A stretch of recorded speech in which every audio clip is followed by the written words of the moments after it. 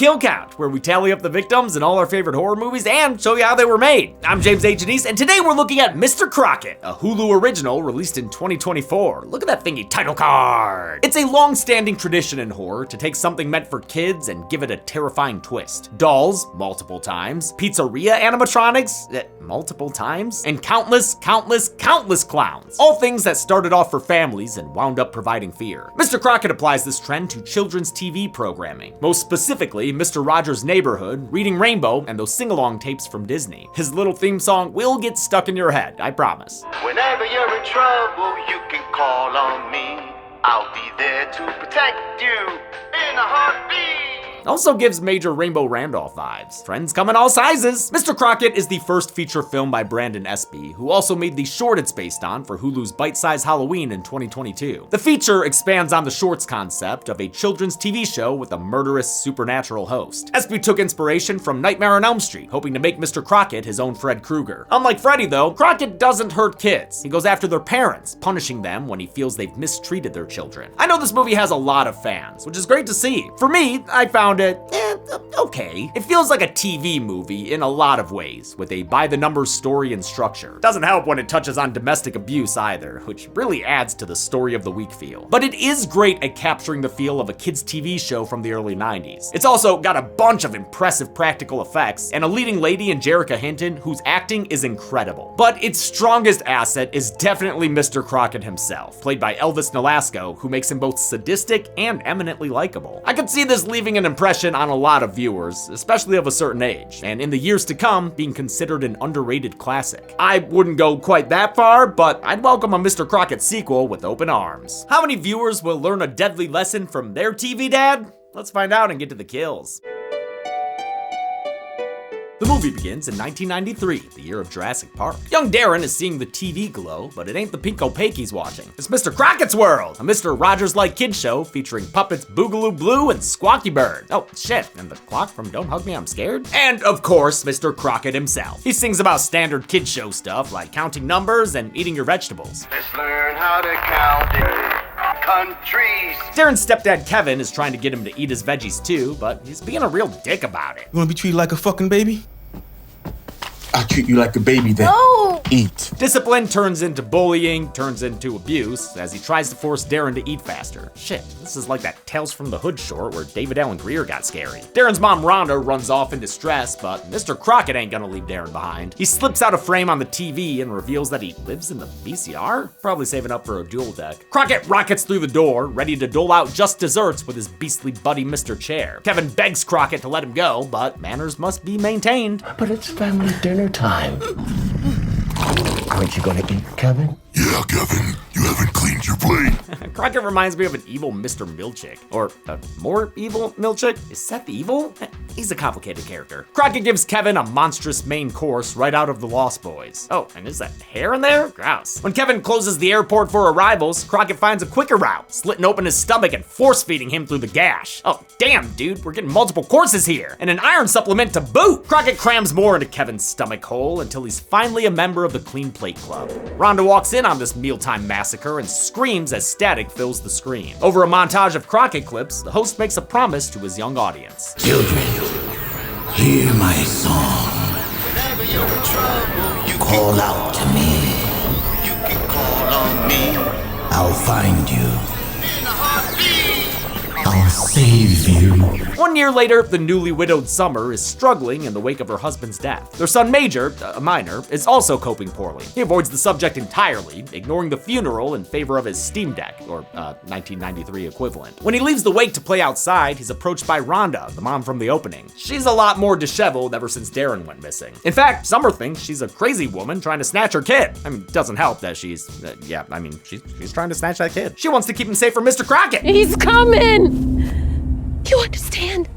You watch your boy. That night, during a major bummer, Summer opens up to her son as a human being. She says she's just as sad and lost as he is right now, trauma dumping like the parents and incidents around the house. But no matter what happens, she says they're a team. It's a great scene of a kid learning that his parent is a person. As a promise that she'll always look out for him, she gives Major a whistle that belonged to his dad, who was a football coach. If you ever have a scary dream again, or if you ever need me for anything, you just blow that whistle and I will do my best to pick up right where Daddy left off. Unfortunately, one heart-to-heart bedside chat doesn't keep Major from being a major problem. He acts out like hell, blowing that whistle more than too short and running around screaming Icona Pop. I don't care! Summer's patience is wearing thin, and these parenting tapes don't help. Instead of spanking your child, allow your child to spank you. Yo, what the fuck? In response to Major's turmoil, a post pile drives itself into her front yard. It's a little sidewalk library where you can take a book and leave a book. We saw one in Darren's front yard in the beginning. It's Mr. Crocket's way of spreading his good word via VHS. A friend like you is a friend like me. A friend like us is a friend like we. Major is immediately enthralled with the program, finally allowing for a summer break. When coming up with Mr. Crockett's theme song and the other music featured in his show, director and co-writer Brandon Espy would sing different versions to his kids at home. He went with whichever one got the most stuck in their heads. I had my own built-in focus group in my house. In another part of town, a little girl named Carrie is watching Mr. Crockett when her TV breaks. She tries to get her dad Bill to fix it, but he's too busy getting his fix, shooting up heroin in the living room. She wakes him up with water on the nog, so he yells at her to stay in her room in a very unpleasant scene to watch. Whole thing feels a bit too real and bleak compared to other parts of the movie. Remember that fun montage with the whistle? Now we're watching a junkie shoot up, and not even in an alleyway. Thankfully, we won't be here long, because the Lenda Library is out front, and I don't think the smack addict installed it. Nope, Mr. Crockett is here to lend a hand. Bill's getting ready to get back on the horse when Crockett dares him to just say no, although he can certainly understand the appeal of this dad chair. Good taste, Bill. You get a gold star. Bill threatens him with a gun, but a bit of Crockett magic turns the ammunition into bubbles. You know, I've heard of hollow tip bullets, but this is ridiculous. Crockett sings a song about sharing and shares some of those bubbles with Bill as he forces the gun into his mouth. Then he bursts Bill's bubble and his head. Holy shit, yeah! Rhonda bears witness to all of this by watching through their window as Carrie leaves with Mr. Crockett. Oh, and Crockett sees her too. I love this creepy shot of him. It's chilling. Brandon Espy knew Elvis Nolasco from his much grittier performance in American Crime. After he was cast, Nolasco came up with his own details for Mr. Crockett's backstory. He avoided rewatching movies like Candyman, wanting to create a new character with a unique voice and behaviors. He also requested prosthetic veneer teeth, which is great for the character's look, but it messes with his speech a little bit. You're mistaken about two things. First, your gun seems to be having some issues. Major is still binge-watching Crockett, and Summer's starting to grow tired of it. She also don't like the way that puppet bird be peeping at her. It's staring for a bit too long, straight through the screen. Fucking public television. Ooh, my damn donation back. She tries to limit Major's Crockett time and tells him to go outside, but he has a major meltdown and starts breaking stuff Limp Bizkit style. He even smashes one of his dad's trophies and a picture of him. Summer's been trying her hardest this whole time, but this finally puts her over the edge. Oh my god, I'm done with your shit! I'm done! If this is how you're gonna act, you don't wanna be on my team? Fine. Alright, I quit. I quit being your fucking mother. I quit. She sends him to his room in tears in another intense scene that works well because of actor Jerrica Hinton, best known for her stint on Grey's Anatomy. Her skill as a dramatic actress really helps the weaker parts of the film. She's so good as a beleaguered mom who just wants to raise a decent human being. Unfortunately, his father's death has left Major acting up worse than the Babadook kid. Well after bedtime, Summer hears Crockett's theme song coming from the TV, but turning it off proves to be a fleetingly temporary solution. It turns itself on like an autosexual and cranks the volume all the way up. She goes the physical route and just pushes the set over, but Mr. Crockett Samara's out of the broken screen. Glass shards be damned. Hello there. He draws himself a portal with his magical marker and vanishes into it, coming out of it in Major's room. Wait, his portal only took him like down the hall? It's no rift gun, I tell you what. Crockett creates another portal for Major, and Summer can't Jack Torrance her way into the room in time. Say goodbye to mommy, Major. Goodbye, Mommy. Damn, kid, that's cold. Before she can reach them, Crockett and that little shit vanish through the portal. This time, it takes them farther than just down the hall. Major finds himself in Mr. Crockett's world for real, although something feels off about it. Amidst the Technicolor PBS paradise, there are flashes of a more sinister reality. It's a nightmare world with a blood-red sky, a fucked up man in the moon, and a Barbara Maitland-looking bird. For the regular, non-nightmare version of Crockett's world, Espy and crew worked to craft something that felt like a real kid show of the era. He took inspiration from some of his own childhood favorites, like Reading Rainbow, Picture Pages, Sid and Marty Krofft, and the old McDonaldland characters. Production designer Michelle Patterson designed the set with homages to the Krofft brothers, Mr. Rogers, and Pee-wee's Playhouse, all with a bit of 70s funk mixed in. And the TV show clips were lit like real kid shows from the era by cinematographer Powell Robinson, who also shot the work of art music video for Ice Nine Kills. That's awesome. As for the puppets, they were designed by artist Alex Pardee, who was instructed to make them like Candyman and Nightmare on Elm Street meets Pee-wee's Playhouse and Mr. Rogers. They were brought to life by the crew at Masters FX, whose work we've seen in Slither and PG's Psycho Goreman, which won the prime rib for best practical effects at the first Dead Meat Horror Awards. All these tangible creations helped give the show an authentic 90s feel. Back in the real world, it's a terrible day in the neighborhood. Summer's putting up missing posters when she stumbles upon the crime scene at Carrie's house. A neighbor mentions that the TV had its screen punched out. Summer realizes Mr. Crocket must be behind this American crime. She heads to the library for a good old-fashioned microfiche montage. We love to see it. Yeah, you find that focus. Oh yeah, there it is. Summer learns that Emmanuel Crocket used to be a children's TV host, like a regular one, of the non-supernatural kind. But in 1979, he kidnapped a boy named Anthony Williams and was subsequently killed in a police shootout. Summer's research is interrupted by the sound of a familiar theme song. She wanders into the AV room, where Mr. Crocket reveals he knows what she's up to. I see that you've been looking for me. Well, here I am, silly goose. He tells her to stop looking, or else. Unless you want to join your husband in hell. It gets grabby, so Summer gets the hell out of there. At the exit, she's stopped by a man who introduces himself as Eddie. He saw her at Carrie's house earlier and overheard her talking about Major missing. He tells Summer that his daughter was also taken by Mr. Crocket 5 months ago. He asks her to work with him, since she's the only person who's seen Crocket and lived to tell the tale. Or is she? Summer remembers Rhonda and all the then cryptic, creepy things she was saying. She realizes Rhonda must be another Crocket victim, so she and Eddie agree to link back up tomorrow. That night, Summer dreams about her dead husband. The dream turns to a nightmare as Crocket Krugers it up, peeling off hubby's face to reveal his own. A dream about a children's host is actually what inspired Mr. Crocket in the first place. SB became frustrated with his eldest son's obsession with the YouTube show Blippi, and one day snapped at him about it. Fuck Blippi. Later, he had a dream about Blippi beating him up. And I had a dream one night. I was like, damn, what if like I yelled at him about it? And I dream, I'm like, what if Blippi like whooped me?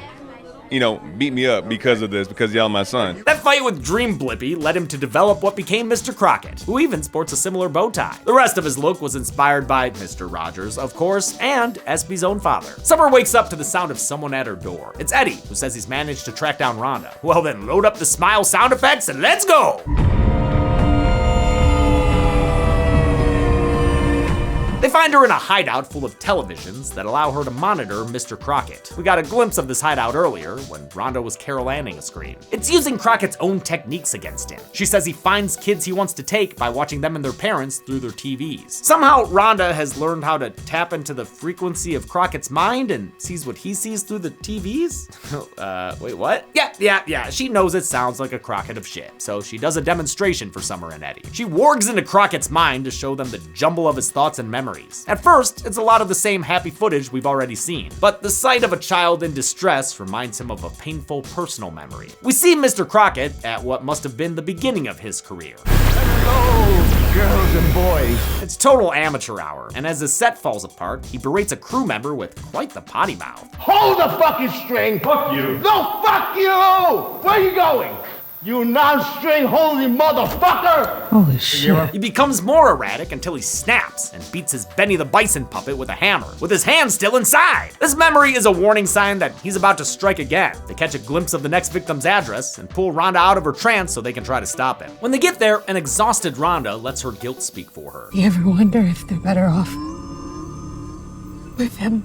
With Crocket? Fuck no, what are you talking about? Summer ain't having that shit and says Major needs his mother, so the Crocket hunters head inside. Looks like the kids have been practicing their alphabet since the adults find a house that's decked out with blueprints clues. They find a very dismembered body. Oh shit, man, that's nasty. Yeah, just throw that thing on the counter. Mr. Crocket's still here too, and he corners Eddie and Summer. Help them, Rhonda. Help them, Rhonda. Oh, she does with a by God. But Crocket comes out on top when he stabs Rhonda in the neck with a shard of the broken chair. It puts her down, but buys Summer and Eddie just enough time to run through the portal and into the Crocketverse. They find a fucking nightmare version of Mr. Crocket's world. Oh man, we're in full-on phantasm mode here. It's the actual Mr. Crocket's world, where Tickles the Clock is a gross little guy who's probably on several lists. A toothier Boogaloo Blue scares Eddie away, leaving Summer by herself when Crocket emerges from behind his big ol' shaggy friend. Cherry, who's quite scary, restrains Summer while Crocket gathers his group of static-eyed kids for story time. He's here to tell everyone his backstory. backstory in animated picture book form. The style here was inspired by the movie Cool World, which I mostly know because of the song Bowie did for it. Emmanuel Crocket grew up with an abusive father until he killed his dad and made it look like an accident. And yeah, we'll count these cartoon kills. They really happened and we're seeing them.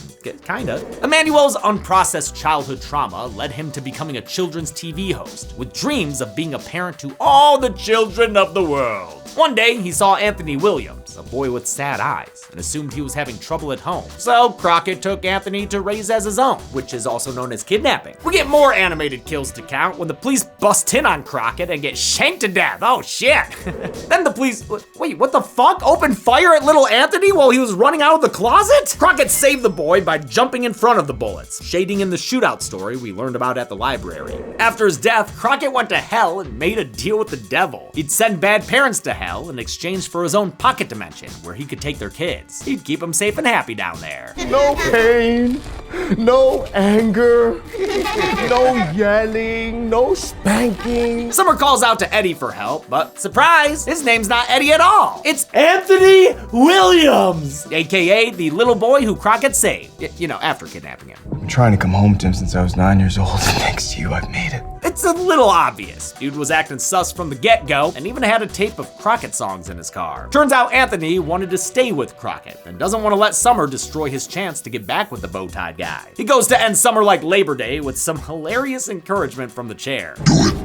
But he stopped when Mr. Crocket calls him over. Anthony goes for a hug, but Crocket says he doesn't belong there. Anthony is an innocent young boy. You are an old, bitter, insane man who have done nothing with his life. Damn, Crocket really John Cena'd him. Even worse, he sticks blue on Anthony and the puppet eats him alive. Well, good. That problem kind of fixed itself. Crocket agrees to give Summer one chance to convince Major to leave with her, so she wipes the film away from his eyes. They hug, and that's nice, but Crocket reminds Major of what Summer said, that she didn't want to be his mom anymore. So Major chooses his TV daddy, which Crocket really gets a kick out of. That dude is having a great time. Crocket says it's time to play a game of hide and seek with a deadly twist. Whomever kills Summer wins. Have at it, creepy kids. The children become little demon spawn, running around this dark boiler room, squawking and scratching and biting at her. Squawky Bird swoops in for some foul play too, but Summer ducks that bird right out. But he ain't humanoid, so he don't go on the count. Crocket finds Summer and says that's it. Game over, man. He draws a knife, literally, and gives it to Major. He encourages him to kill his mom, just like he did his dad when he was young. But Summer is able to snap Major out of it when she finds and blows the whistle. With his trance broken, she tells him that she loves him, and that convinces him to stab her. Wait, what the fuck? Just kidding. Major pulled a switcheroo and snatched the magical marker out of Crocket's hands. I guess that's enough to break the trance he has over the other kids. What, did he rule by Crayola decree? In any case, he ain't happy about it. You don't know who the fuck you're talking to.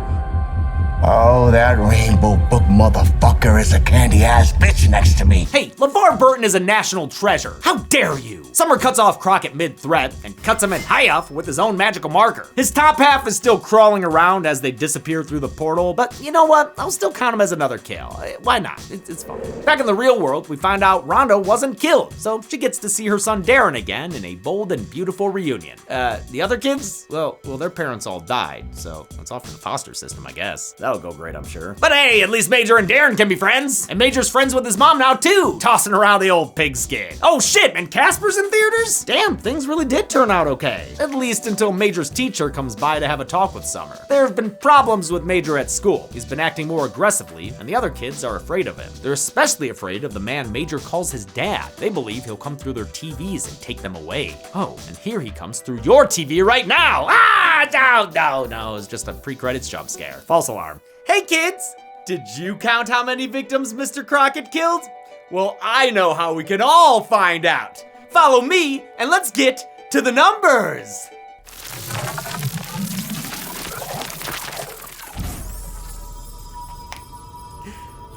It doesn't even have to go down the hallway. I literally do the numbers in this room, but follow me!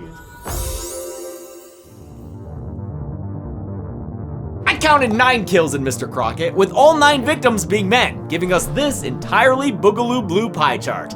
And though we've seen 9 kills aplenty, this is a kill-a-gami since it's the first time they've been all dudes. With a runtime of 87 minutes, Mr. Crocket had a kill on average every 9.67 minutes. I'll give the golden chainsaw for coolest kill to Kevin and his deadly dinner time. It's a gross and gory way to kick off the movie, solidifying Crocket as a real sadistic fuck. Dome Shiny for lamest kill, I guess we'll go to Anthony. It's not that bad, but I just liked everything else a little bit more. And that's it. Mr. Crocket was released in 2024, and SB hopes to bring the character back for a sequel someday, which I do too. Until next time, I'm James A. Janice. This has been the Kill Count. On the next Kill Count. Father's Day is coming up, and we have the perfect gift for dear old dad. You know. It's the exact same thing as last year. Just keeps on trying. Terry O'Quinn is back in Stepfather 2, and though he's going by a different name, call me Gene. He's still the same old slashy steppappy. Home sweet home. That means he's got another mom to seduce. He likes on. Another child to traumatize. It doesn't have anything to do with you. And a whole host of obstacles to turn into corpses. Stepfather 2 moves away from the bounds of true crime and sees Henry Jerry Jean go full slasher villain. That is good. That is very good. You might think that would make for some bloody good fun, but instead, this is mostly a well-acted bore. Not too popular, are you? But don't take your kill daddy's word for it. Find out for yourself by watching Stepfather 2 this week. Not in this lifetime. Then on Friday, Daddy's back home for the kill count, only on Dead Meat. What's the matter? You afraid to start dating? Stepfather 2 can currently be watched on the pictured streaming platforms. Dead Meat always recommends you watch the movie for yourself before its kill count. It's the only way to have your own properly informed opinion. Kill counts are never meant to replace the experience of watching a film. Thanks a lot for watching this kill count for Mr. Crocket. I didn't love the movie the first time I watched it, but honestly, the more time I spent with it working on this episode, the more I liked it. Something just doesn't click for me, but it's almost there. I want it to get there. I want to see more. I also feel like Crocket's a great character for Horror Survivor and Horror Royal Rumble. I mean, he's got the look, he's got the personality, he's got the pizzazz. If you want to keep up to date with Dead Meat happenings, make sure you subscribe to our newsletter. We'll give you updates all the time. As for June, we don't have a ton going on, but we are going to be at VidCon. Not like the same installation that we had on the floor last year, but we will be part of a panel and we'll be doing a live Dead Meat podcast. So anyone in the LA, Anaheim area, or anyone coming there for VidCon, check us out. I want to thank some patrons like Lainey Marie, Izzy Foshizzy, Sid Slonsky, Liv, Remay, and Isaac, and Timothy Rivera. Thanks everyone. Be good people.